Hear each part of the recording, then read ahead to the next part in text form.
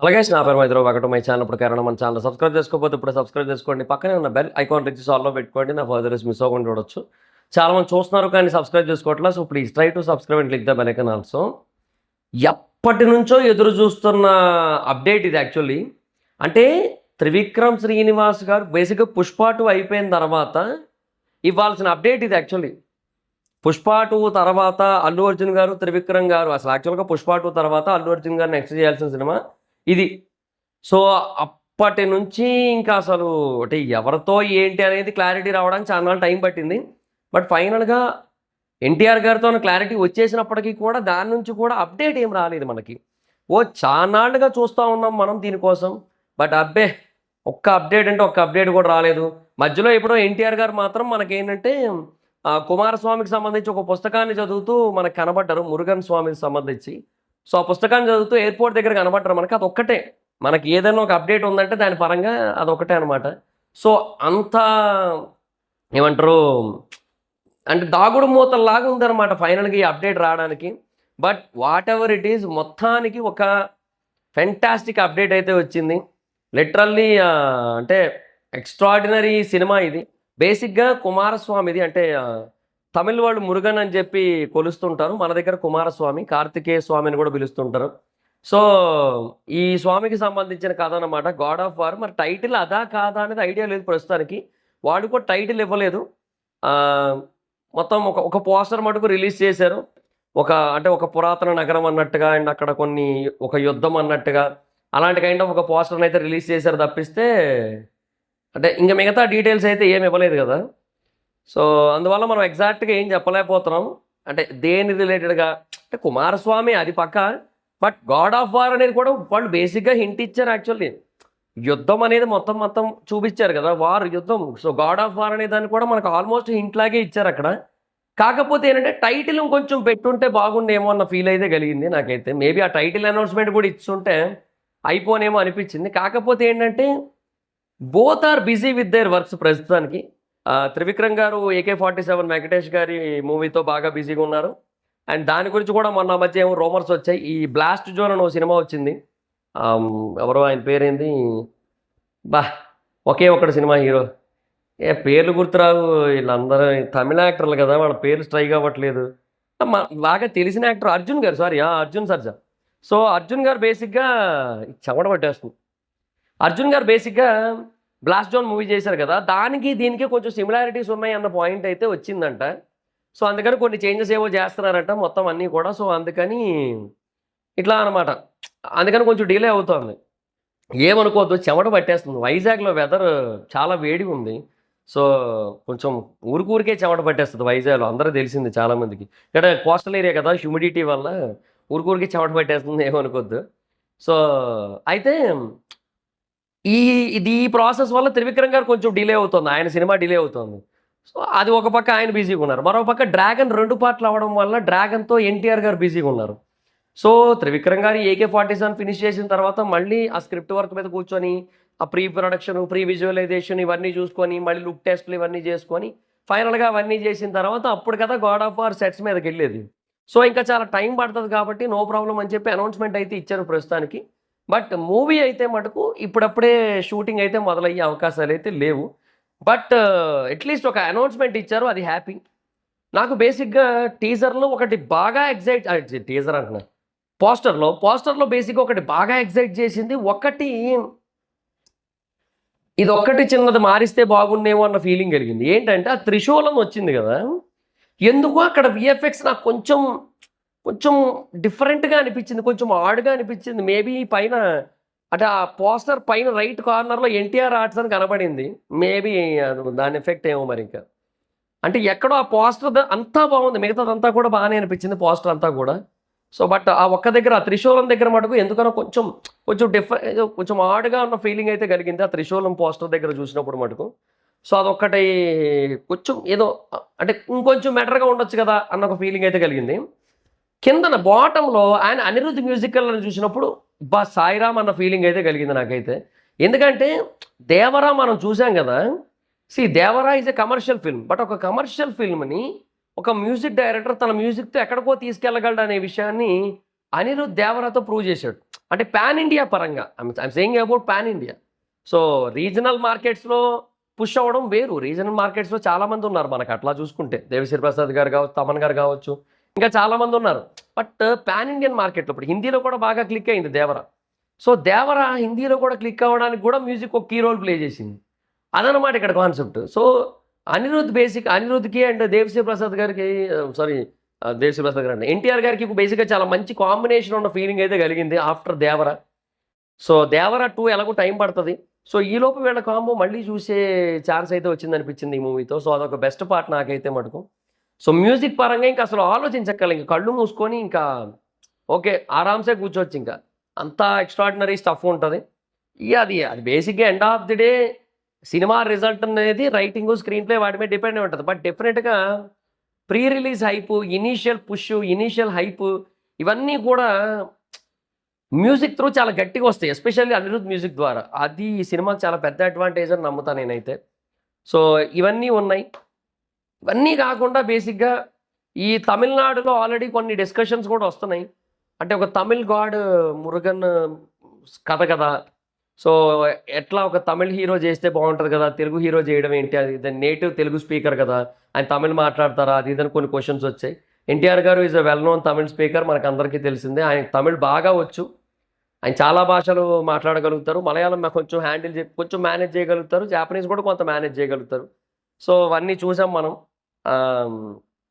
ఎన్టీఆర్ గారు బేసిక్గా ఆ భాష పరంగా ఆయన చాలా గ్రిప్ ఉంది. సో ఆయన బేసిక్గా అన్ని భాషలకు ఆయనే డబ్బింగ్ చేస్తారు కూడా. తెలుగు, హిందీ, తమిళ్, కన్నడ అన్నిటికీ ఆయనే డబ్బింగ్ చేస్తారు. మలయాళం ఒక్కదానికి నాకు తెలిసి డబ్బింగ్ వచ్చి వేరే వాళ్ళు చేయాలేమో. నాకు తెలిసి ఇది రిలీజ్ అయ్యేలోపు అది కూడా పూర్తిగా నేర్చేసుకున్నా ఆశ్చర్యపోనక్కర్లేదు. అట్లా ఉంటుంది ఎన్టీఆర్ గారి గ్రాస్పింగ్ పవర్. దానికి చాలామంది చాలా ఇంటర్వ్యూలో చెప్పారు కూడా. ఏదో నేను పర్టికులర్గా ఇప్పుడు ప్రస్తావించడమే కాదు, చాలామంది చాలా ఇంటర్వ్యూలో చెప్పారు కూడా. సో అట్లాంటి ఒక పర్సన్ కాబట్టి ఈ can do.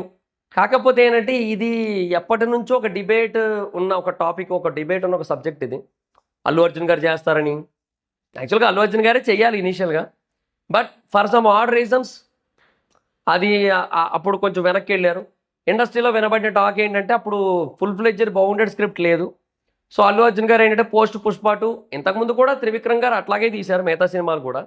But post Pushpa 2 ఇంకా బౌండెడ్ స్క్రిప్ట్స్ ఉంటేనే చేద్దాం అన్నట్టుగా ఉన్నారు. సో ఆ బౌండెడ్ స్క్రిప్ట్ అనేది ఇక్కడ లేకపోవడం వల్ల త్రివిక్రమ్ శ్రీనివాస్ గారు ఎప్పుడు కూడా ఫస్ట్ హాఫ్ అనేది బాగా రాసుకుని సెకండ్ హాఫ్ మటుకు అక్కడ ఫ్లోలో ఎలా అనిపిస్తే అలా తీసుకుంటూ వెళ్ళే కైండ్ ఆఫ్ డైరెక్టర్ అన్న ఒక టాక్ అయితే ఉంది ఇండస్ట్రీలో. సో ఆ ప్యాటర్న్ ఇంక ఇప్పటి నుంచి వద్దని చెప్పి అల్లు అర్జున్ గారు నో చెప్పడం. సో ఆ కారణంగా ఆ కథ అక్కడతో ఆగడం. ఇంకా తర్వాత సరే లెట్స్ ప్రొసీడ్ అన్నట్టుగా, కథ అయినా ముందుకెళ్ళాలి కదా, మనము ముందుకెళ్ళాలి కదా అన్నట్టుగా ఆలోచించి ఇంకా తర్వాత డిస్కషన్స్ అన్నీ కూడా చాలా జరిగి ఇంకా మళ్ళీ ఎన్టీఆర్ గారితో డిస్కషన్ జరిగి ఫైనల్గా ఎన్టీఆర్ గారికి అయితే వచ్చింది. సో అది ఎప్పుడో కన్ఫర్మ్ అయిపోయింది. ఇంకా ఫైనల్గా ఇప్పుడు ఒక అనౌన్స్మెంట్ వచ్చింది. ఇంకొక పాయింట్ అయితే చెప్తా ఈ గాడ్ ఆఫ్ వార్ గురించి. గాడ్ ఆఫ్ వార్ సినిమా కూడా 2 పార్ట్లుగా రాబోతోంది. ఎస్, డ్రాగన్ ఎలాగైతే 2 పార్ట్లో, గాడ్ ఆఫ్ వార్ కూడా 2 పార్ట్లే, దేవరా కూడా 2 పార్ట్లే. సో ఎందుకో ఇది కొంచెం ప్రభాస్ గారి ప్యాటర్న్ అన్న ఫీల్ కలుగుతుంది. బికాజ్ బాహుబలి, సలార్, కల్కి ఇవన్నీ కూడా మల్టీ పార్ట్ మూవీస్ కదా. సో ఇప్పుడు ఎన్టీఆర్ గారు కూడా పోస్ట్ RRR ఆయన కూడా బేసిక్గా ఇట్లా కొంచెం 2 పార్ట్స్ కాన్సెప్ట్ని ఎక్కువగా ఎంకరేజ్ చేస్తున్నారన్న పాయింట్ ఉంది. ఇఫ్ పార్ట్ 1 కనుక బాగా క్లిక్ అయినట్టయితే పార్ట్ 2 విల్ బి షుమాంగస్ కాబట్టి. సో ఆ ఆస్పెక్ట్ మీద. అండ్ ఇంకొకటి ఆఫ్టర్ ఇది రిలీజ్ అయ్యేది పోస్ట్ డ్రాగన్. సో డ్రాగన్ తర్వాత కదా ఇది రిలీజ్ అయ్యేది, లైక్ ప్రశాంత్ నీల్ గారిది. సో పార్ట్ 1, పార్ట్ 2 రెండింటి తర్వాతే గాడ్ ఆఫ్ వార్ వస్తుంది. సో అప్పటికి హిందీ మార్కెట్ చాలా పీక్స్లో ఎస్టాబ్లిష్ అయ్యి ఉంటుంది అన్న కాన్సెప్ట్ మీద. సో గాడ్ ఆఫ్ వార్ని కూడా 2 పార్ట్స్గా తీస్తేనే బడ్జెట్ కూడా బెటర్ జస్టిఫై అవుతుంది అన్న పాయింట్ మీద. ఎందుకంటే అరౌండ్ 700 crores వరకు బడ్జెట్ అవుతుంది అన్న ఒక పాయింట్ అయితే ఉంది ఈ సినిమాకి. సో చూడాలి మరి, అంటే హిందీ మార్కెట్ ఎంత వర్కౌట్ అవుతుంది చూడాలి, తమిళ్ మార్కెట్ ఎంత వర్కౌట్ అవుతుంది చూడాలి, ఇవన్నీ ఉంటాయి కదా. సో ఆ బేసిస్ మీద ఏంటంటే ఇది 2 పార్ట్స్లో తీస్తే కమర్షియల్గా వర్కౌట్ అవుతుంది అన్న ఎలిమెంట్ అయితే ఉంది, అన్న కాన్సెప్ట్ అయితే ఉంది. సో మేబీ అందుకని మోస్ట్లీ అట్లా ప్లాన్ చేశారు, ఏమో ఐడియా లేదు. బట్ అనుకోవడం అయితే మటుకు అంటే ఆల్మోస్ట్ ఒక అప్డేట్ అయితే వచ్చింది. Like God of War will be in 2 parts, 2 పార్ట్లో వస్తుంది God of War cinema.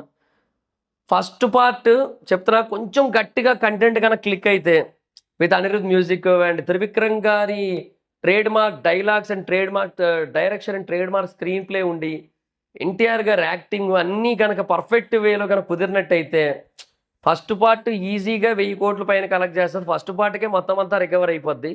And part 2 నుంచి పార్ట్ 2కి వచ్చే ప్రతి రూపాయి profit అవుతదప్పుడు.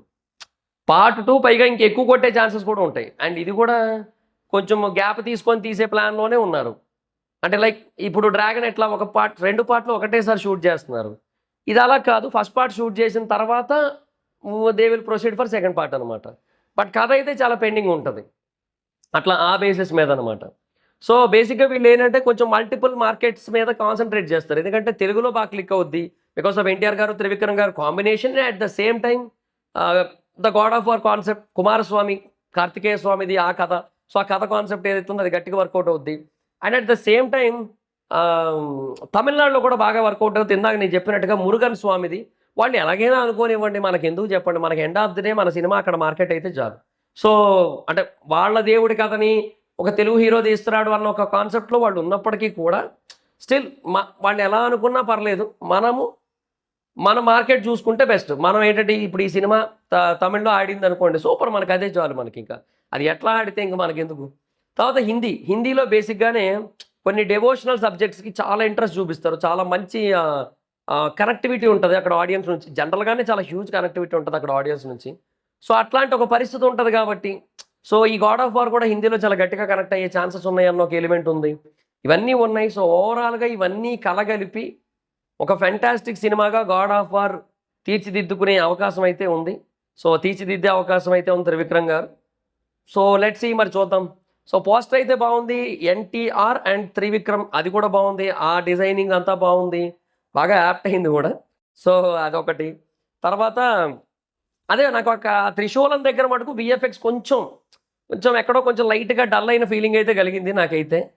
But other than that everything is fine. అది గాక మిగతాదంతా కూడా చాలా అంటే చాలా పర్ఫెక్ట్‌గా అనిపించింది నాకైతే. సో, అంటే ఎస్పెషల్లీ అంటే వాళ్ళు ఎక్కువ డీటెయిల్స్ ఇవ్వకపోయినా కూడా ఇది ఎప్పటినుంచో ఎదురు చూస్తున్న ప్రాజెక్ట్ గదా ఇది. సో, ఆ ఎదురు చూపులకి ఇవాళ ఫలితం వచ్చింది గదా! ఎన్నో ఏళ్ల ఆకలికి అన్నట్టుంటది. ఆ పాట ఏదో 'యానిమల్' సినిమాలో పాట ఉంటది. అలా అనమాట. సో, అప్పుడు ఎప్పటినుంచో ఎదురు చూస్తుంటే ఫైనల్‌గా we got the result, we got the announcement అన్న ఒక ఫీల్. అసలు పర్టిక్యులర్‌గా ఇవాళే ఎందుకు అనౌన్స్ చేశారు? ఏమైనా స్పెషాలిటీ ఉందా ఇవాళ? పౌర్ణమి ఓకే. పౌర్ణమి కారణంగా అనౌన్స్ చేశారా? మేబీ అయ్యుండొచ్చు. సో, అంటే మేబీ నేనేమన్నా కార్తికేయ స్వామిది ఏమైనా ప్రత్యేకత ఏమైనా రోజులు గనుక ఉన్నా అట్లాంటివి ఏమైనా ఉంటే చేస్తారేమో అనుకున్నాను గానీ, all of a sudden announcement ఇచ్చారు. ఇట్ టేక్స్ టైమ్ సెట్స్ మీదకెళ్ళడానికి చాలా టైం పడతది. ఫస్ట్ త్రివిక్రమ్ గారు ఆ సినిమా అయిపోవాలి. 'AK47' అది రిలీజ్ అవ్వాలి. రిలీజ్ అయ్యి ఒక 2, 3 నెలలు అవ్వాలి. దాని నుంచి ఆయన బయటికి రావాలి ఆ సినిమా నుంచి. తర్వాత ఆయన బేసిక్‌గా ఈ సినిమాకి సంబంధించిన స్క్రిప్ట్ వర్క్ మీద ఫుల్ ఫ్లెడ్జ్డ్‌గా కూర్చోవాలి. అండ్ ఆ తర్వాత ఈ ఏమంటారు అదే ప్రీ ప్రొడక్షను, ప్రీ విజువలైజేషను, ఆ లుక్ టెస్టులు ఇవన్నీ కూడా జరిగి ఇంకా సెట్స్ ఎలాంటివి ఏంటి అన్ని డిజైన్ చేసుకొని అప్పుడు సెట్స్ మీదకెళ్తది. సో, ఈ సినిమా సెట్స్ మీదకెళ్ళడానికి కూడా నాకు తెలిసి ఒక 1 ఇయర్ పైనే పట్టేస్తది నాకు తెలిసి. ఇంకెక్కువే పడతదిలెండి అబ్బా! 1½ ఇయర్ దగ్గర పడతది. ఎందుకంటే 'AK47' బేసిక్‌గా అక్టోబర్‌లో రిలీజ్ అనుకుంటున్నారు గానీ, మేబీ కొన్ని సిట్యుయేషన్స్ వల్ల ఆ విండో మిస్ అయ్యే ఛాన్సెస్ కూడా ఉన్నాయన్న పాయింట్ అయితే ఉంది 'AK47'ది. సో, అది మరి చూద్దాం మరి ఏమో. ఒకవేళ అక్టోబర్ రిలీజ్ అయిపోతే పర్లేదు. అప్పుడు బేసిక్‌గా ఒక 1 ఇయర్‌లో సెట్స్ మీదకెళ్ళిపోద్ది. ఒకవేళ అక్టోబర్‌లో రిలీజ్ అవ్వకుండా పోస్ట్‌పోన్ అయ్యి అనిల్ రావిపూడి గారిది, వెంకటేష్ గారిది ఫస్ట్ వచ్చిందనుకోండి, అప్పుడు త్రివిక్రమ్ గారిది ఏప్రిల్ ఎండింగ్‌కో లేదంటే మేకో వస్తది. అప్పుడు బేసిక్‌గా అది అది ఇయర్ ఎండింగ్ అయిపోద్ది. 2027 ఎండింగ్‌లో సెట్స్‌లోకెళ్తది. అట్లా అనమాట. అది ఒక పాయింట్ అయితే ఉంది. లెట్స్ సీ చూద్దాం ఏంటి మరి. సో, ఈగర్‌లీ వెయిటింగ్ ఈ సినిమా కోసం. ఎందుకంటే ఇది one of the game changing cinema Telugu film ఇండస్ట్రీకి, ఇండియన్ ఫిల్మ్ ఇండస్ట్రీకి. అంటే మళ్ళీ అంటే త్రివిక్రమ్ గారు బేసిక్‌గా డెబ్యూనేగా పాన్ ఇండియన్ సబ్జెక్ట్‌కి, పాన్ ఇండియన్ డైరెక్షన్‌కి. ఇప్పటివరకు ఓన్లీ రీజనల్ ఫిల్మ్స్ తీశారు. సో, అట్లాంటి ఒక డైరెక్టర్ బేసిక్‌గా ఒక సినిమా తీసినప్పుడు పాన్ ఇండియా సినిమా తీస్తున్నప్పుడు అది బేసిక్‌గా ఏ లెవెల్ ఆఫ్ ఇంపాక్ట్ ఇస్తది ఎన్టీఆర్ గారితో. అది కూడా ఈ 'God of War' concept. So, అన్ని ఎలిమెంట్స్ బాగున్నాయి. అనిరుద్ మ్యూజిక్ అన్ని ఎలిమెంట్స్ అద్దిరిపోయినాయి. సో, లెట్స్ సీ చూద్దాం. ఆహ్, ఆహ్, అన్ని ఎలిమెంట్స్ అన్నీ బాగున్నాయి. ఓ చోట కరెక్ట్‌గా ఎయడమే ఇంపార్టెంట్. అది ఏస్తారని ఎక్స్‌పెక్టింగ్. సో, అది గనక కరెక్ట్‌గా పడిందా this will be one of the huge cinema. 'God of war' అనేది అలాంటి సినిమా అవుతుంది. ఎస్పెషల్లీ దీని పార్ట్ 2 ఈజీగా 2000 కోట్ల సినిమా అవుతుంది. పార్ట్ 1 కనుక కొంచెం కరెక్ట్‌గా క్లిక్ అయితే ఒక 800 క్రోర్ కలెక్ట్ చేసినా చాలు పార్ట్ 1. పార్ట్ 2 2000 కోట్లు కొడతది. ఆ కైండ్ ఆఫ్ ఇంపాక్ట్, ఆ కైండ్ ఆఫ్ మార్కెట్ ఉంటది పార్ట్ 2కి. లెట్స్ సీ చూద్దాం. So that's guys, me opinion ఏంటి దీని మీద? గాడ్ ఆఫ్ వార్ మీద మీకెలా అనిపించింది ఆ పోస్టర్? కింద కామెంట్ సెక్షన్‌లో చెప్పండి. నాకంతా నచ్చింది గానీ, ఆ త్రిశూల్ అంతా వీఎఫ్ఎక్స్ కొంచెం డల్ ఉన్న ఫీలింగ్ కలిగింది నాకైతే. సో మీ అభిప్రాయం ఏంటో చెప్పండి. So that's guys, this the video. Video మీకు నచ్చితే లైక్ చేసి వీడియోని షేర్ చేయడం కారణం మన ఛానల్ సబ్స్క్రైబ్ చేసుకోకపోతే ఇప్పుడే సబ్స్క్రైబ్ చేసుకోండి. పక్కనే ఉన్న బెల్ ఐకాన్ క్లిక్ చేసి ఆల్‌లో పెట్టుకోండి. నా ఫర్దర్స్ మిస్ అవ్వకుండా చూడొచ్చు. చాలా మంది చూస్తున్నారు కానీ సబ్స్క్రైబ్ చేసుకోవట్లా. So please try to subscribe and click the bell icon also. నా ఇన్‌స్టాగ్రామ్ ఐడీ జోర్స్ మీద మాకు కూడా వచ్చి ఫాలో అవ్వచ్చు. Thank you so much guys. Bye. Meet next video. Bye by.